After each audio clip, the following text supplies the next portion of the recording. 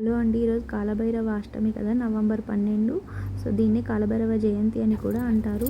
ఈరోజు కూష్మాండ దీపం వెలిగించడం వల్ల అనేక ప్రయోజనాలు అయితే ఉన్నాయండి. సో ముందుగా ఈ దీపం పెట్టడం వల్ల చండీ హోమం చేసినంత ఫలితం అయితే లభిస్తుంది.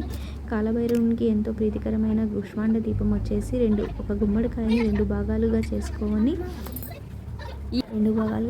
దీనికి పసుపు అయితే ఇలా రాసుకోవాలన్నమాట. పైన ఇలా పసుపు కుంకుమతో బొట్లు అయితే ఇలా పెట్టుకోవాలి. 2 ఇస్తరాకులు కానీ లేదా అరిటాకులు కానీ తీసుకొని దాంట్లోకి ఇలా 2 భాగాలు చేసిన దాన్ని ఒక 2 దానిలోన కల్లుప్పు అయితే ఇలా వేసుకోవాలి. నవధాన్యాలు అయితే వేసుకోవాలన్నమాట.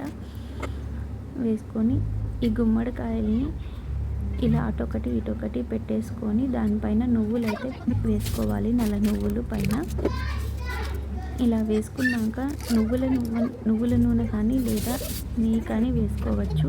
2 ఒత్తుల్ని ఒక ఒత్తిగా చేసుకొని దీపారాధన అయితే చేయాల్సి ఉంటుంది.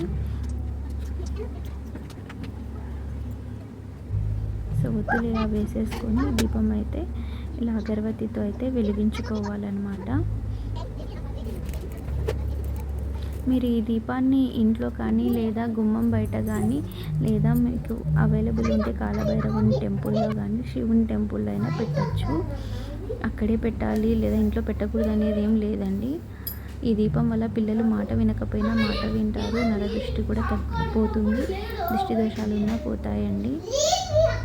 సో కాలభైరవునికి ఎంతో ఇష్టమైన కూష్మాండ దీపం అయితే ఇలా వెలిగించుకోవాలి.